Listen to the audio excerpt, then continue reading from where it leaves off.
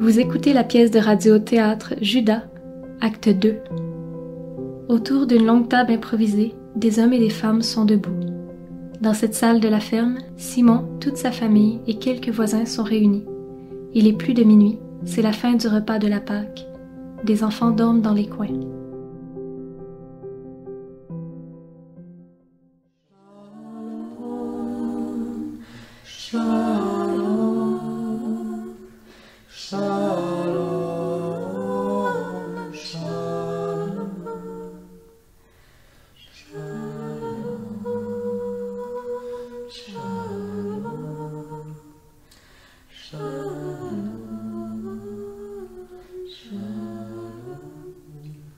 Maintenant, mes enfants, et toi, Thaddée, mon ami, je vous remercie d'être venus ce soir. Après cette Pâque que nous avons célébrée, mangée et chantée du fond du cœur, je crois que c'est le moment d'aller dormir afin de reprendre des forces pour notre travail de demain. Mais avant de nous quitter, j'ai idée de faire encore une petite prière pour celui à qui nous avons pensé toute la soirée. Seigneur, ce soir, en ce saint jour de la Pâque, j'avais mis à la place de l'absent la pioche et la serpe de sa jeunesse. Exauce la prière de ton vieux serviteur. Qu'il revienne les prendre dans ses mains de paysans.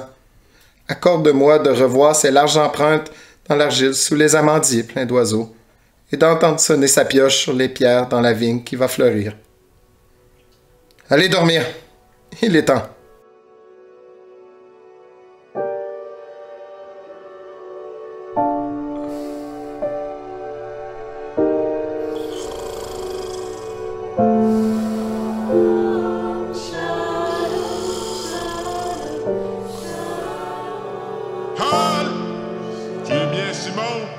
Fils de chose et petit-fils de machin? Père! Mon garçon! Non, je ne veux pas le maudire.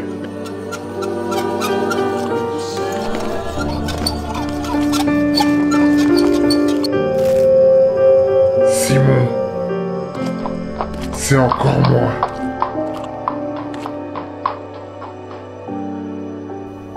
Simon. Simon, c'est encore moi. Les cieux de ma charrette s'est rompu à 3 lieues d'ici. Je suis revenu avec le mulet et je te demande encore une fois l'hospitalité. Encore une fois, tu es le bienvenu. Ce qui m'ennuie, c'est que je n'ai pas un très bon lit à t'offrir parce qu'il a fallu donner toutes les chambres aux femmes et aux filles. Je puis aussi bien aller dormir dans le grenier. Ce n'est pas possible, ami. Tu es un envoyé de Dieu le jour de la Pâque. On t'est malheur à moi si je ne te donnais pas ma place.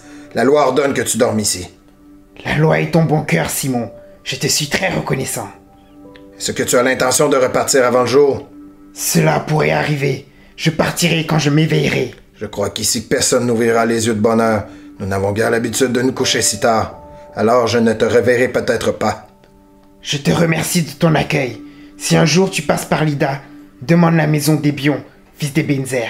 Tu seras comme chez toi. Maintenant, comme tu es un passant de l'Éternel, il faut que je te pose une question.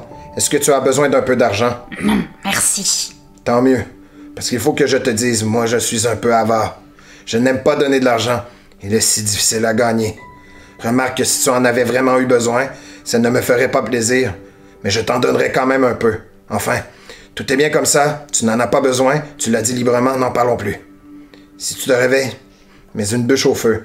Si tu ne te réveilles pas, ça n'a pas d'importance. Il y a une souche d'olivier, elle tiendra la braise jusqu'à demain matin. Maintenant, excuse-moi, je dors debout. Et pourtant, je sais bien que je ne dormirai pas cette nuit. Je n'ai pas osé te demander des nouvelles de ton fils. Est-il revenu? Hélas non, et je ne sais rien. Enfin, que la volonté de l'Éternel soit faite. Qu'il protège ton sommeil et qu'il dirige ton voyage. Bonne nuit. Merci.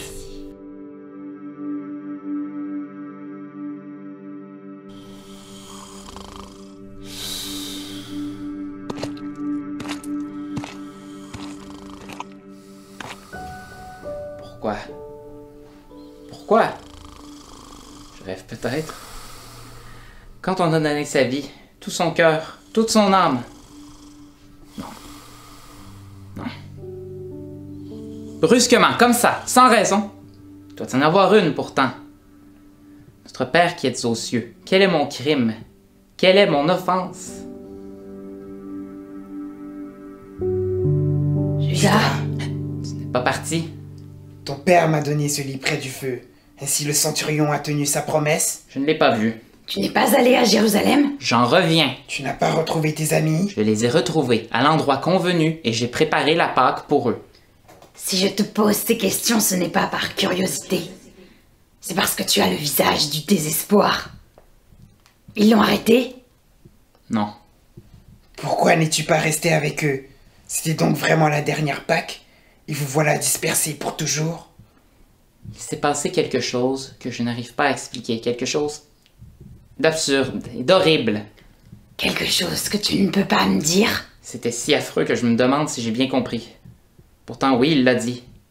Il l'a dit clairement. Ça s'est passé pendant la Pâque? Tout de suite, ça a mal commencé pour moi. J'étais allé chercher le pain azime chez un autre ami et je suis arrivé en retard. J'ai vu que Jean m'avait pris ma place, celle que j'aimais tant, à côté du maître, à sa droite. Après tout, ce n'est pas un si grand malheur. Oh non, bien sûr, j'en ai eu de la peine, mais je n'ai pas réclamé. Nous avons commencé à manger en silence, nous étions tristes et pleins d'angoisse à cause des paroles d'avant-hier. Celle qui annonçait la dernière Pâque. Oui, mais devant les miens, je n'ai pas tout dit. Quelles étaient donc ces paroles?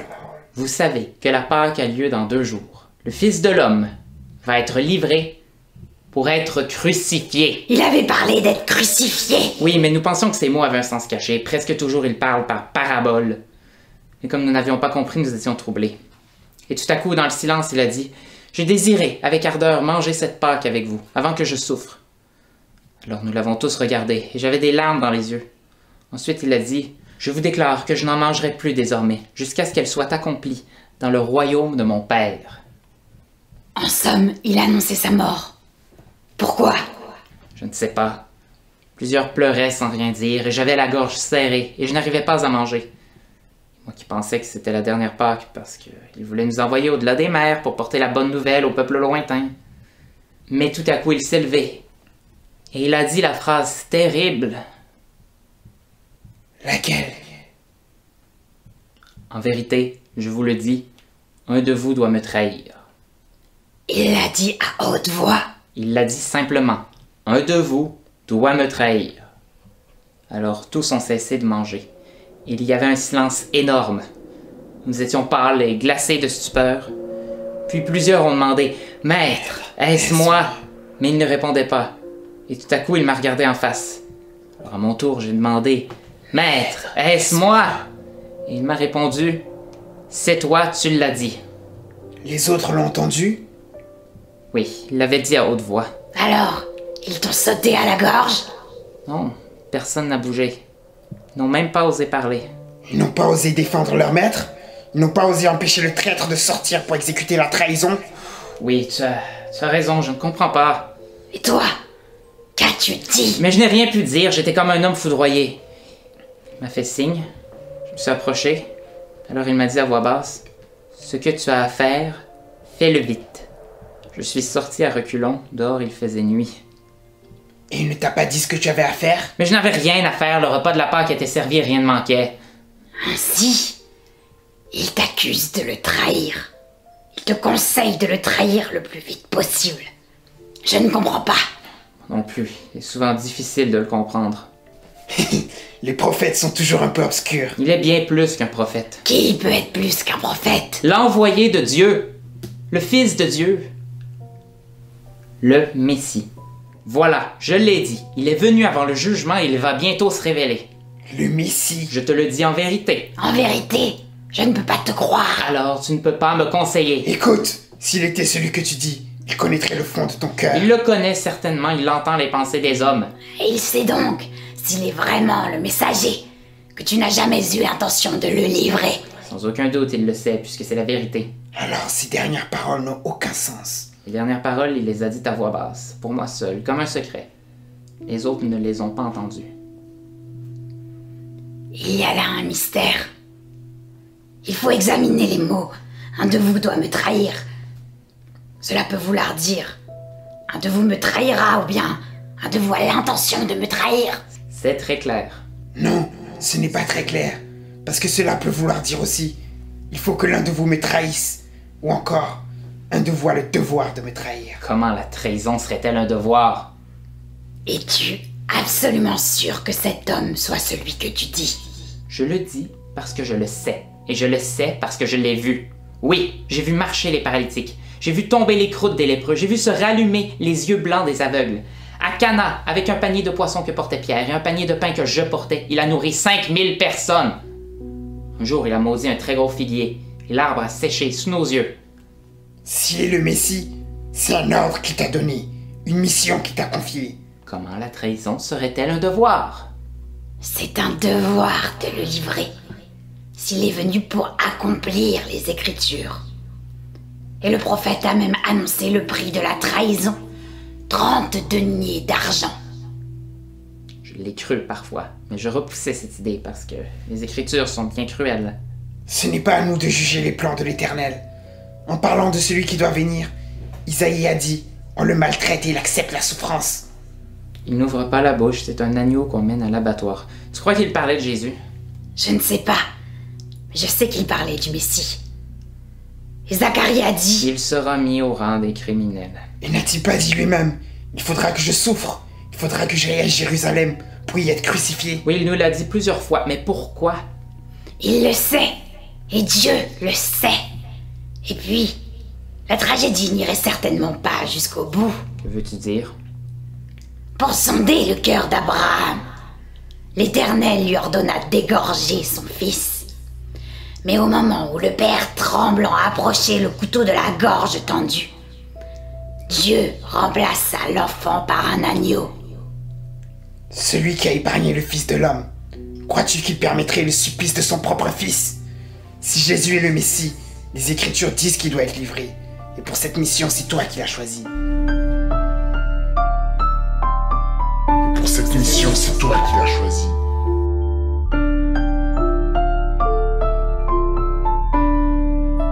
Pourquoi moi plutôt qu'un autre? Parce que tu es le plus intelligent des apôtres. Moi? L'esprit de Pierre est 100 fois meilleur que le mien. Alors tu es le plus fidèle, le plus dévoué. Tous mes frères lui sont dévoués jusqu'au fond du cœur. Mais toi, tu es l'homme d'action. C'est toi qui as la bourse commune. C'est toi qui choisis le campement. Enfin, pour les choses terrestres, Le chef des apôtres, c'est toi. Pour les choses terrestres, je suis sans doute son premier serviteur. Mais cette mission auprès des Romains, n'est-ce pas une chose terrestre? Non. Ce n'est pas possible, non. Si c'était un ordre qu'il m'a donné, pourquoi ne l'a-t-il pas fait ouvertement devant mes frères les apôtres? N'y a-t-il pas eu des petites querelles entre vous? Oui, bien souvent, pour des questions de préséance. Moi, je n'ai jamais pris part, j'avais bien d'autres choses à faire. Ceux qui étaient jaloux de ta place à table, pense à leur colère et à leur chagrin, s'ils avaient su l'importance du rôle que Jésus vient de te confier. Ainsi, toi-même, tu crois que je dois le livrer. Tu disais pourtant ce matin que la trahison est infâme. Je te l'ai dit et je le crois toujours. Mais livrer à des hommes le Fils du Tout-Puissant, qui le désire et leur donne, c'est obéir et servir le Maître qui t'a choisi. S'il est celui que tu me dis, ton devoir est de le livrer. Moi, à ta place, Je j'hésiterais. ne suis pas très sûre de sa divinité. Finalement, ce n'est pas mon affaire, Et j'ai parlé peut-être un peu trop librement. car j'envisage tout ce qui est possible, mais sans pouvoir rien affirmer. Et cette décision que tu vas prendre, elle me paraît si grave pour toi que peut-être j'aurais mieux fait de me taire. C'est à Dieu qu'il faut demander conseil. Notre Père qui êtes aux cieux, ayez pitié de votre enfant misérable. Éclairez les ténèbres qui m'écrasent. Protégez-moi des embûches de Satan. Seigneur, envoyez-moi un signe de votre volonté, et je l'accomplirai humblement, par respect pour votre puissance et par amour pour votre Fils. Ma décision est prise, je retourne auprès de Jésus. S'il me répète les mêmes paroles, je comprendrai. Je ne sais pas si c'est une bonne idée. Pourquoi? S'il sait que tu hésites, il te remplacera.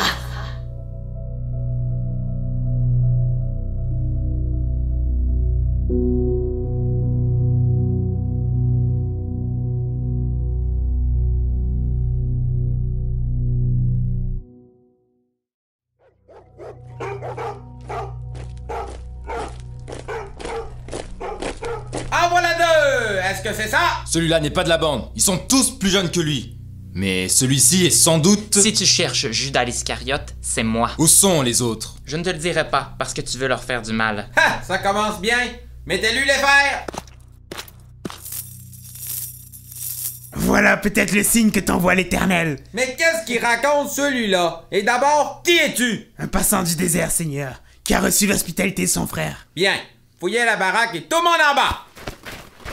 Caïf, regarde, ils ont croqué un agneau tout entier. Il y avait des calavars ici tout à l'heure. Ils ont dû célébrer la Pâque. Mais avec qui? Ceux de ma famille et sans doute les voisins. Contre le mur et pas un mot! Celui-là, c'est son père. Une vieille canaille qui fait l'innocent. Ça manque comme ça respire. Ce matin, il m'a eu jusqu'au trognon. Un vieux couillon! Ici, on la brûlait, ta baraque! Seigneur commandant, je te jure qu'il n'était pas caché ici. Quoi? Quand tu es venu ce matin, il n'était pas là, Seigneur commandant. Je suis arrivé après ton départ. D'ailleurs, ça n'a plus d'importance. Nous l'avons, cela nous suffit. Et puis, je ne mentirai pas devant les pontifes qui représentent l'Éternel. Le vieux Simon est un bon juif. Je dirai tout ce que je sais. D'abord, quand il était Quand petit... il était petit, il faisait des couches comme des coucous! Mais ce n'est pas ça qui nous intéresse. Où est le Jésus? Je ne vois pas de blond! Il n'est pas ici, ni aucun des autres. Où sont-ils? À Jérusalem. Il n'a pas voulu rester ici pour la Pâque. Il est allé la faire avec eux à Jérusalem. Dans quelle maison? Chez le percepteur. Lequel? Il va te le dire, Seigneur. Allons, mon fils. Quand le temple interroge, un bon juif doit répondre franchement. Sais-tu qui je suis? Tu es Caïphe, le grand prêtre. Quel honneur pour cette pauvre maison. La demeure de l'homme pieux est aussi belle que le temple. Écoute, si tu nous dis où est Jésus, je t'offre la vie sauve et la liberté. Et pour t'établir dans la vie, nous t'offrirons une belle somme d'argent. Dis-nous seulement. Pardon! Il ne s'agit pas de nous dire où il est. Il s'agit de nous y mener et de nous le faire voir. Moi, je ne lâche pas cet oiseau-là tant qu'on n'a pas embarqué l'autre. Attends bien à ce que je te dis. Une fois que le barbu est coffré, je te renvoie chez tes parents. Tu vois, mon fils, ils sont d'accord. Ce que tu dois faire, fais-le vite. Oui, c'est ça. Fais-le vite. Parce que moi, cette histoire, ça commence à me courir. J'en ai assez de vivre sur un chameau. Alors, où tu parles? Où on t'attache sur la table de famille et ça commence pour de bon? Il se laisserait tuer sans rien dire. Laisse-moi parler à sa raison et à son cœur. Permets qu'on lui ôte ses fers. Judas, tu es d'une famille honorable. Pauvre, mais honorable, tu l'as dit. Ne sois pas la honte des tiens. Ce que tu dois faire, fais-le vite. Ne crois pas que nous ayons l'intention de mettre à mort ton ami. Le tribunal du temple désire l'entendre, afin qu'il nous précise sa doctrine. Et même si, sur certains points, son enseignement est contraire à la loi, il n'aura qu'à faire amende honorable, et tout sera dit. Tu vois qu'il ne faut qu'un peu de bonne volonté. Tout ça est très simple, ils vont te donner de l'argent. Ce que tu dois faire, fais-le vite. Non, je ne parlerai pas. Bon, ici, on n'a pas l'outillage pour faire du travail sérieux. On va l'amener à la forteresse, dans la salle des confidences. Allons-y! Seigneur Centurion, au nom de sa mère. Il a encore sa mère. Où est-elle? La voilà, Seigneur, avec Rebecca, sa fiancée. Centurion, avant d'emmener ce pauvre égaré, permettons-lui de faire ses adieux à ces femmes qui l'ont aimé et qu'il le reverra peut-être pour la dernière fois. Leur permets-tu de lui parler? C'est une idée généreuse, surtout que si elles le revoient après, je ne sais pas si elles le reconnaîtront. Allez, allez.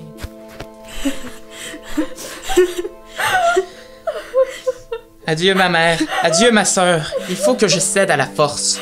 Pourtant, ne désespérez pas, malgré les chaînes et les fouets, ils ne peuvent rien contre nous. Ils peuvent t'emporter, te fouetter, te tuer. Voilà ce qu'ils peuvent. Mère, il y a une puissance au ciel. Mais nous ne sommes pas au ciel. Mon bien-aimé, si tu nous aimes, il faut que tu parles, il faut que tu dises où il est. Je suis peut-être chargé de le dire, mais je n'en ai pas le courage. Et pourtant, si ceux-là savaient ce que je sais, ils trembleraient au seul nom de Jésus. Au seul nom de Jésus, c'est nous qui tremblons. Ne t'a-t-il pas fait abandonner celle qui t'aime plus que la vie? Ce matin, tu nous enseignais, aimez-vous les uns les autres. Alors les mères et les femmes, ce n'est ni les uns, ni les autres? Je vous aime, toutes les deux, mais d'une tendresse éternelle, parce que je vous aime en Jésus-Christ. Moi, je t'aime en toi parce que tu es toi. Moi, je t'ai aimé dans mon ventre. Et ce charpentier de malheur, que le tonnerre l'écrase. Il n'y a pas besoin de charpentier pour s'aimer dans une famille et pour vivre selon la loi. Hélas, vous n'êtes que des femmes, et la chair vous empêche de comprendre. Si c'est toi qui me parles, je comprendrai. Si j'entends rire nos enfants, je comprendrai. Mais si tu préfères mourir pour ton rabbi, moi aussi je mourrai, mais sans avoir rien compris. Tu auras peut-être sauvé les autres, mais moi, tu ne m'auras pas sauvé. Judas, mon enfant, fils de ma jeunesse, fils de ma beauté disparue, si ces Romains te prennent la vie, tes frères me trouveront morte au fond du puits. Tu as parlé de secret tout à l'heure. Oui, tu as dit que s'ils savaient, ils trembleraient au seul nom de Jésus. Si tu peux les faire trembler, pourquoi fais-tu pleurer ta mère? Il ne s'agit ni de toi, ni de moi, ni de bonheur terrestre. Nous ne sommes que des grains de sable, et le vent du désert rugit cette nuit. Pourtant, je puis peut-être encore essayer quelque chose. Kaif, à tous ces hommes et à toi-même, il faut que je dise la vérité. Enfin! Nous t'écoutons. Mon maître ne m'a pas chargé de vous faire la révélation, mais il ne me l'a pas défendu, et il me semble que vous avez droit de savoir. Kaif, celui que tu poursuis de ta haine, c'est le Messie. Seigneur, pardonne-lui ce blasphème. Il aime tellement ce charpentier pour lui.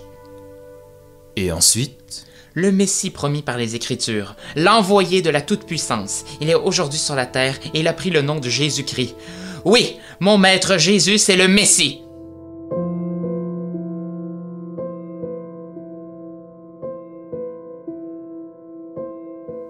Ça n'en fait jamais qu'un de plus.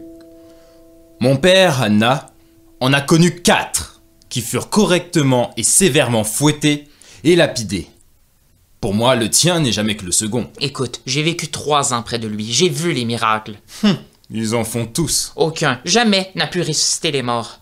Devant mes yeux, Jésus a rendu la vie à la fille de Jaïr et il a ressuscité Lazare qui pourrissait depuis 3 jours dans le tombeau. Tu l'as vu? Je l'ai vu, je l'ai touché, j'ai senti l'odeur du cadavre. Le soir même, Lazare dînait avec nous entre ses sœurs, Marthe et Marie. Un tableau de famille touchant. Est-ce que tu as d'autres preuves? Est-ce que tu l'as vu descendre du ciel dans une auréole de flammes? Je l'ai vu s'avancer vers nous dans la lumière de l'amour. Est-ce qu'il est le vengeur que l'Éternel nous a promis? Allons donc! Le Messie tiendra dans sa main le feu du ciel, la foudre, le tonnerre. Il dissipera les armées par un seul froncement de sourcils. Et le tien va se cacher dans la cape du percepteur parce qu'il a peur des Romains et de la... Il y a peut-être une crampe au sourcil. Simon, pour ton fils, il est le Messie. Tu en es sûr? J'en suis sûr. Alors que risque-t-il de nous? Dis-nous en quel endroit il nous attend pour nous foudroyer ou nous convertir. Laisse-moi le voir et l'interroger. C'est lui qui interrogera. Je suis tout prêt à lui répondre. Pourquoi viens-tu avec des soldats et des armes? Et que peuvent ces armes contre le Messie? Ceux qui les portent, dès qu'ils le verront, vont peut-être les laisser tomber en pleurant. Ha! Comptez là-dessus! Ce que tu as à faire, fais-le vite! Si tu as peur pour lui, c'est que tu n'y crois pas. Si tu le caches, tu le renies. Tu as peur qu'il ne soit qu'un homme? Si c'est un homme, il t'a trompé. Et s'il est Dieu, qu'il se débrouille. Ce que tu as à faire, fais-le vite. Moi, j'en ai assez. Maintenant, choisis. D'un côté, le fouet et peut-être la croix. De l'autre, la liberté et de l'argent. Montrez-lui quelques pièces d'argent, c'est peut-être ce qu'il attend. Voici 2000 deniers en pièces d'or. En pièces d'or? Seigneur, je vais les mettre en sûreté. N'y touche pas! Ce sont des pièces d'argent qu'il lui faut. Pourquoi? Pour accomplir les Écritures. Car le prophète a dit, ils ont donné 30 pièces d'argent, prix de celui qui a été mis à prix par les enfants d'Israël. Et il les a donnés au potier, comme le Seigneur l'a ordonné. Il est vrai que c'est un verset de Jérémie, mais qui est le potier?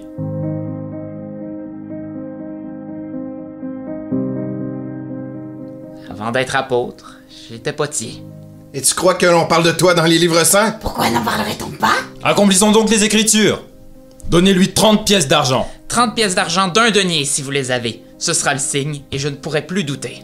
Mais non, Seigneur, ce serait malhonnête. On n'a même pas un bon âne pour ce prix-là. 30 deniers pour un homme qui se croit le Messie. Ça n'est guère honorable pour ton ami de le vendre au prix d'un âne boiteux. En voici 4. En voici 5. En voici 6 qui font 15. Et 7 qui en font 22. Et 6 qui en font 28. Il en faut 30. Au temple, nous te donnerons le reste. Non, Kaif, c'est ici et c'est maintenant. Il en faut 30. En voilà une autre. Mais tu me la rendras, hein? Je te donnerai une pièce d'or. Ça en fait 29. Où est le 30e? Quoi? On t'offre la vie sauve, on te laisse la liberté et tu chicanes pour un denier? C'est le denier qui compte le plus parce qu'il est le signe de Dieu. Vous ne l'avez pas? Voici. Ce que tu as à faire, fais-le vite. Bien. Père, je veux te dire la parole de mon maître. Vous ne savez pas maintenant ce que je fais, mais vous le saurez par la suite. Kaif, je te parle une dernière fois. Je suis juif, comme toi, et je voudrais sauver les enfants d'Israël. As-tu bien réfléchi? As-tu mesuré ta responsabilité? Toi qui veux porter la main sur le Messie, ne crains-tu pas la vengeance de l'Éternel? L'Éternel est ma force et mon courage. Je l'ai toujours servi fidèlement, et en faisant ce que je fais, je crois le servir. Tous ceux-ci pensent comme moi. Ils ne peuvent pas se tromper. Ce que tu as à faire, fais-le vite. Oui, fais-le vite. Ça fait un moment qu'on parle pour ne rien dire. Allons-y! Il n'est pas nécessaire de me charger de faire. Les chaînes d'or des prophéties sont rivées autour de mon cou. Adieu mon père, adieu ma mère, adieu tous les miens. Donnez-moi une lanterne claire, celle du cellier de mon père. Ce qui commence cette nuit, c'est le jugement. Allez vous mettre en prière dans la vigne et levez les yeux au ciel. Ce que vous allez voir paraître, je vous le dis en vérité, c'est la face de l'Éternel. Judas, je veux t'accompagner. Non, reste auprès de ceux-ci et prends soin de notre mère. Fais-lui redire la prière du Sauveur. Vous le ramènerez avant le jour? Non, ma gagotte, nous aurons autre chose à faire. Et puis avec ses longues jambes, il peut bien revenir tout seul. J'ai mis de l'huile jusqu'au bord. Elle éclairera ton retour. Tu es sûr qu'ils dorment à Jérusalem? Non, maintenant ils n'y sont plus. Ils dorment sur une colline dans un campement que j'ai préparé. Ça va se passer en plein air. J'aurais préféré une maison ou une ferme. Ne crains rien, il ne fuira pas. Lorsque nous serons sur le plateau, vous resterez en arrière et ma lumière vous guidera.